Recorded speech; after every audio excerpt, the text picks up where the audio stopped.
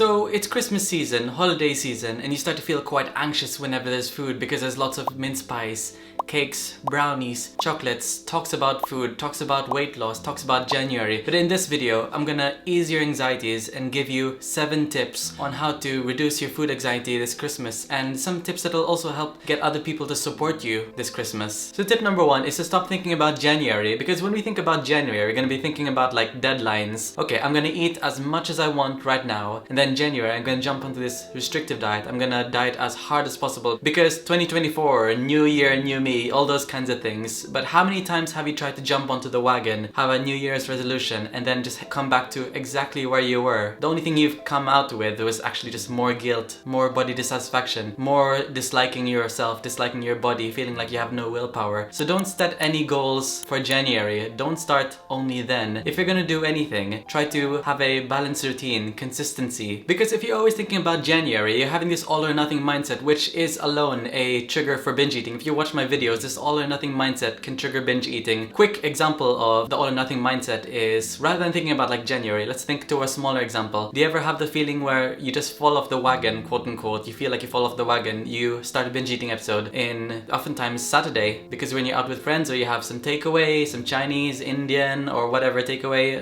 McDonald's, KFC, Wendy, and then you tell yourself, okay, on Monday, I'm gonna start X diet, I'm gonna get on the wagon. This is exactly the same as starting on Monday, starting in January. It's always gonna lead to overeating because you feel like, okay, I can just eat whatever I want. I'm not going to focus on nourishing my body. I'm just gonna focus on all the sweet foods because I deserve it. I'm gonna start another time. So don't think about any deadlines. Just focus on the moment right now. So tip number 2 is a really helpful skill that I actually learned from the Beat Eating Disorder website. So essentially, what you need to do is, if you're being served a meal, ask other people, or maybe just message someone if you're going to a friend's Christmas party, the proper Christmas, the 25th, because personally for me, I have like lots of friends who are having like early Christmas parties because they're ending uni, they're going home to wherever they're going to different places, so they're trying to celebrate with friends. So if you could just message them ahead of time saying like, it's very helpful if you could try to serve a buffet style rather than trying to serve portions for other people, because I thought it was helpful when I was hosting a Christmas dinner with my friends that if I served a portion I think they would fit for them, like, oh, that person's 6 foot, I'm gonna give him a bigger portion. Oh, that person's smaller, I'm gonna give this person a smaller portion. In reality, if you think about it, it's actually causing more food anxiety because you don't know people's relationship with food. So what I did was actually, I said, okay, everyone, you choose your own portions. It's a buffet style. You just eat how much you want, as little or as much as you want. I'm not gonna serve any portions that I think is gonna be best for you. Just choose whatever you want. And a couple people actually approached me saying, Jonathan, that was really helpful because I struggle with my relationship with food. Christmas is really triggering for me. So what you did was really helpful to serve a buffet style because it helped me get onto this consistent pattern of eating. I didn't overeat and I didn't undereat. And then that's when I thought to myself, okay, this is really interesting. We have to be mindful and give other people choices rather than choosing for them, because if we choose for them, it's gonna cause more anxiety. It's gonna cause more Christmas anxiety. So if you're feeling quite anxious this Christmas season about the number of cakes, desserts, potatoes being put on your plate, always try to text the host if you can. Can I have a buffet style Christmas dinner essentially? Can I serve my own portions? Because that will be really helpful for me, and I'm sure it's going to be really helpful for other people. So tip number 3 is portion control, and I'm not talking about trying to limit your portions as much as possible, but it's easy to overeat as much as possible to be at 10 out of 10 full. So 0 out of 10 is nauseously hungry, and 10 out of 10 is Christmas dinner full, I'd like to say, or sickly full, where you feel very sick. And it's very easy to get to the 10 out of 10 full even before Christmas because there's lots of cakes, advent calendars, cream and mince pies, chocolates, all those kinds of things, and massive portions of meat,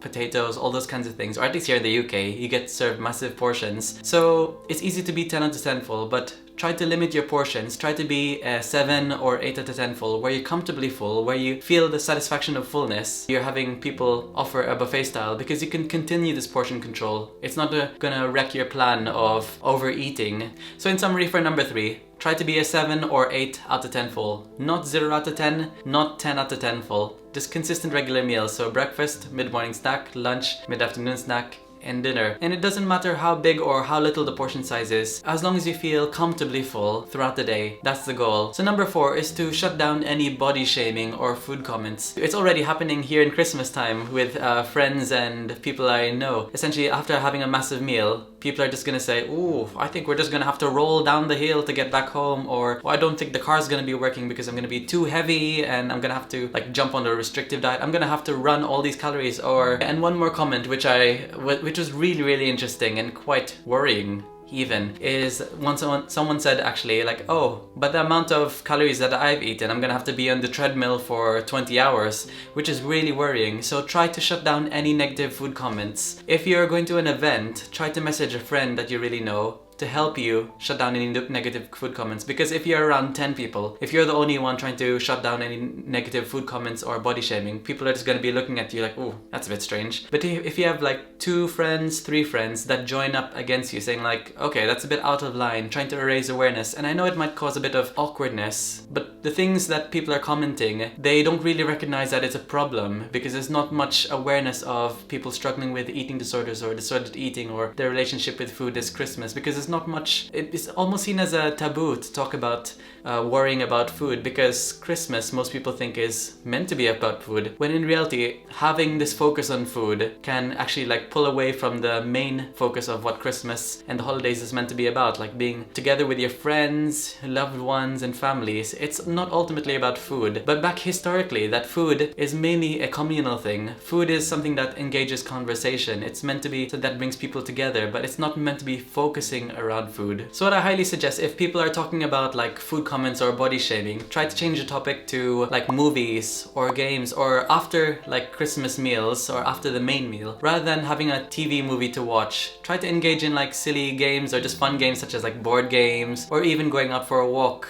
Because if you're being engaged physically or mentally, then you're much less likely to be focused on thinking about like how your body feels. Maybe people even just make these comments because they themselves are self-conscious about their body. So they try to like ask other people, "Oh, like probably we have to roll down the hill," so they can assess other people like, "Oh, are they feeling the same way?" Because it gives them a sense of safety. So remember that if you feel bad that other people are commenting about like, "Oh, I'm gonna roll down the hill," or "I need to burn this much calories," the first one to say it was the first one to feel quite anxious about it. So remember, you're not the only one who's anxious about food. Other people can be anxious about food. So you might be helping them trying to change the topic. So number 5 is to share your anxieties and worries with your friends and family. Because ultimately, being realistic, people are not going to support you or recognize that you need any help or defend you if you don't tell them that it's a problem. If you tell them that you're worried about something or you're just quite anxious about it, then you can get them to be on your side to protect you and defend you and support you and offer you any help. If it gets to the point where it's extremely toxic and you're having family members or loved ones who are very against you, then the truth is, this is just my opinion, it's not like any medical advice, but you don't actually have to join the Christmas dinner. You don't have to go home if it's extremely toxic. And I know there's lots of like little nuances or little tidbits saying like, "Oh, Jonathan told me to not join the family dinner." Ultimately, if you go there, do you feel like you're gonna benefit from them? Or are you gonna feel safe? Are you gonna be with family members and feel reunited? Or is it just gonna cause you so much stress that they're just gonna be judging you? They're going to make you feel terrible and you just come out of Christmas feeling even worse than you did before, and they're not really open to talking about your struggles. So I'm giving you permission, and this is not medical advice or anything, this is just my personal opinion, not a dietetic opinion. But you don't have to go to places where you feel like there's high levels of toxicity. You're just gonna be completely destroyed, wrecked mentally by the time of Christmas. We should get rid of the expectation that you have to go to your family members every Christmas just because everyone else is doing it. So number 6 is to have an itinerary. If you have an itinerary, for example, like 9 o'clock we're going to wake up and open the Christmas presents, 10 o'clock we're gonna have a nice walk with the family, 12 o'clock we're gonna eat lunch, then maybe like 1 o'clock we're gonna go for a swim, 2 o'clock we're gonna go for a board game. It doesn't have to be that strict, like having something every hour, but as long as there's some kind of structure, you can know what's gonna happen. Because most of the time, Christmas anxiety comes from you don't know what's gonna happen next. Are you gonna talk about food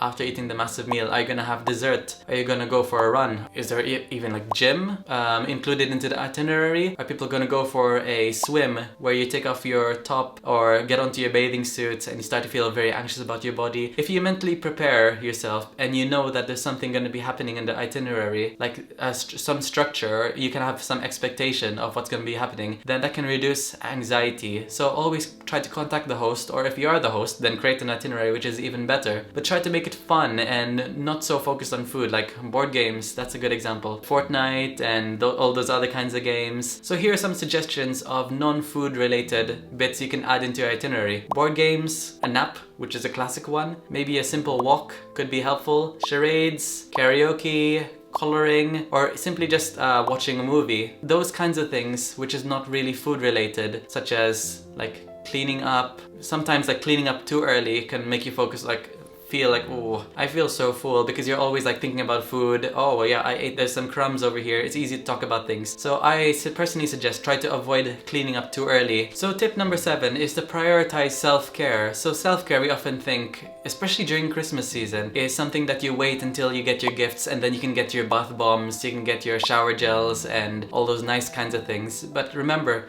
Christmas can be a very triggering time, and it's easy to get close to like 0 out of 100% in your social battery or your mental battery. But make sure you're close to the 100% as much as possible, and depending on how realistic it is, just try your best to get to that point. So if you feel like you're quite anxious and you're 70% out of 100%, have a nice bath or have a nice relaxing moment just listening to a podcast or some YouTube videos. There's no expectation for you to go out and eat this with friends or try to see as many people as possible, even go out to Christmas events with your family or loved ones. There's no expectation if it feels like you're completely drained. Once our social battery or our mental battery gets to 0%, then that's gonna be us out of action for probably like a few weeks. And just like a phone, it takes like much longer to charge from 0% to 100% than it does to from like 70% to 100%. So make sure you're close to the 100% as much as possible. Any improvement, any time to like recharge is massively important. If you feel like you're closer to the 0%, maybe if you're 10%, focus more on recharging rather than giving. Take in more than you give out, because it's easy to be a people pleaser. It's easy to say yes to many things, especially this Christmas season. Say yes to eating out with friends, say yes to buying this much food, saying yes to like spending this much for gifts. That's gonna mentally drain you closer to the 0%, and by the time you have like 2024 or January, new year, new me, essentially you're going to be 0%. And this is why many people like struggle with motivation. They struggle with like very low mood, depressive episodes, anxiety, because Christmas season mentally, financially, emotionally, and probably even physically drained you. So make sure you focus on self-care. Self-care is massively important. So I hope you enjoyed this video and hope these tips have been really helpful, and I'm just wishing you a nice, blessed 2024 and a nice, blessed Christmas season. So let me know if you struggled with any of these and what is your main struggle with the Christmas season. Comment below, and if you found something that was helpful for you or is helpful for you that you're implementing right now, comment below for other people to find out and use this Christmas season right before 2024 starts. So I'll see you in the next video, and remember, like, comment, subscribe. That's gonna share this video to many other people who are struggling with their relationship with food this Christmas, and check out my free resources, my free ebooks, my courses, and many more. So I'll see you in the next video.